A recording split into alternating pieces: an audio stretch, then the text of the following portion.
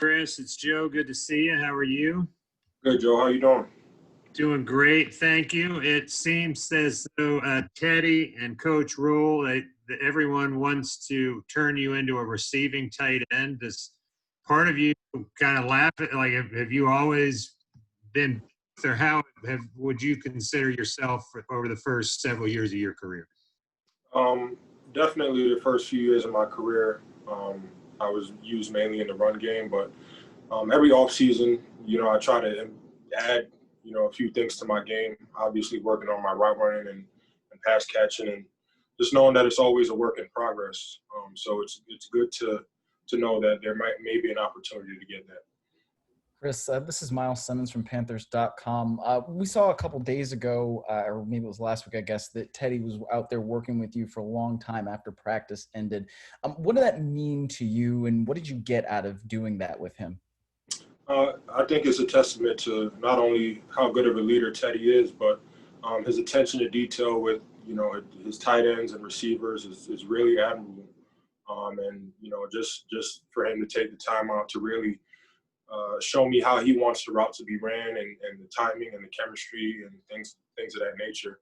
I think that's definitely important, especially if you're trying to get a good base in chemistry with your quarterback.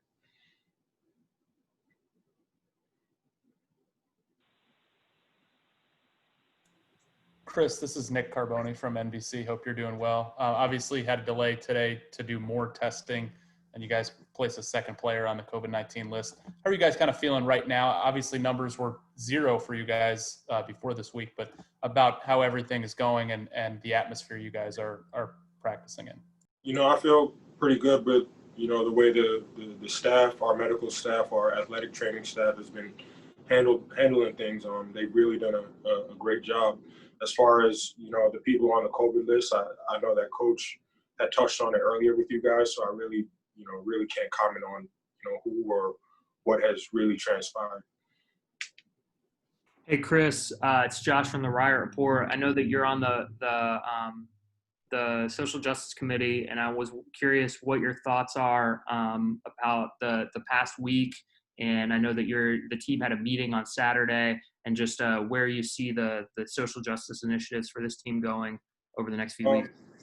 As far as that is concerned, we're still working through and talking through things as a team with a few guys, and I know Trey Boston had touched on it yesterday with you guys. I really don't have anything to add on that. The only thing I could say is that we're working through it and we're collaborating and figuring out a plan moving forward.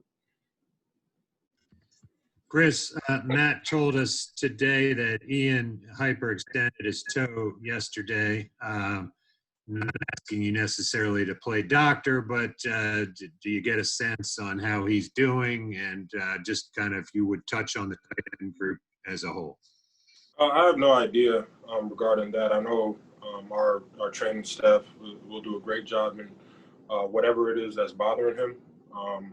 But as far as the group is concerned, we have a lot of, tough, hard-nosed guys that works really hard. And at this point, we're just still, working through the grind of camp. And but I'm very pleased with the group of guys that we have in the room.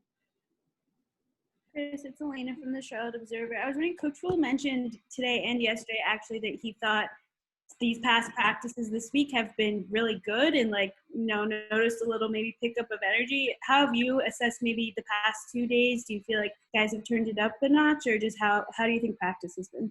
I think practice is going well. I think everyone is really buying into what Coach is asking for, and knowing that training camp, it really is a grind, right? So understanding that and knowing that, we're, less than 2 weeks out from a game, I think I'm pretty pleased with the way everyone has been handling things and buying in, and we're just working at it. Hey, Chris, Jonathan Alexander, Charlotte Observer. Hope you're doing well. I'm wondering, what do you think about Ian Thompson's growth this offseason, as a pass catcher and a blocker as well?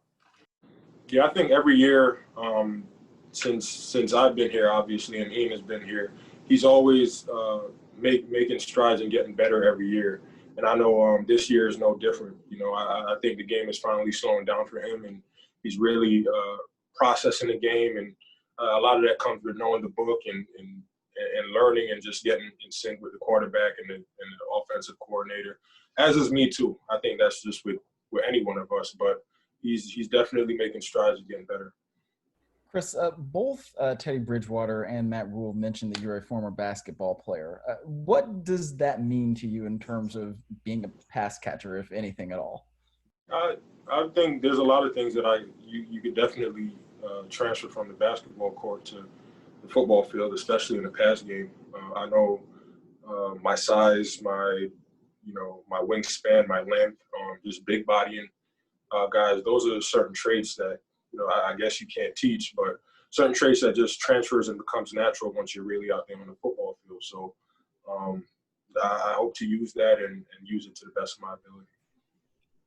Chris, Mike Solarte with Spectrum News 1. Following up on that, along those lines, do you feel like, as you talked about putting more tools in your toolbox for your position, do you feel like now that maybe since Greg Olson's gone, you and Ian can kind of spread your wings and flourish because you're not under the shadow of a guy that was a Pro Bowler, and we know all the great things that Greg did on the field, but this is an opportunity now for you and Ian to show that you guys are versatile blockers and pass catchers. Absolutely. And at the end of the day, it's on us to make most of whatever opportunities we may get. I think sometimes you really can't control what opportunities you get. The only thing you can really control is what you do when you get them. So given the fact that we get those opportunities, we're working hard every day and preparing so that we can make the most of them. Hey, Chris, Jason Huber with WFNZ. Could you talk just a little more about, being that good of a blocking tight end? What kind of good, because, as an offensive player, you want to be out there, you want to be, catching the ball, being a part of the offense, but you've proven to make your name in this league by being that good of a blocking tight end. Could you just talk a little about what goes into that and to put that kind of effort out there? I think a lot of it, to be honest with you, is just a mindset. It's a mindset knowing that you're going to try to dominate whoever's in front of you. Obviously, technique and things have to be implemented, and you have to take pride in your technique. But I would say more than most of it is just having that just gritty, tough mindset, knowing that you're trying to dominate the person in front of you.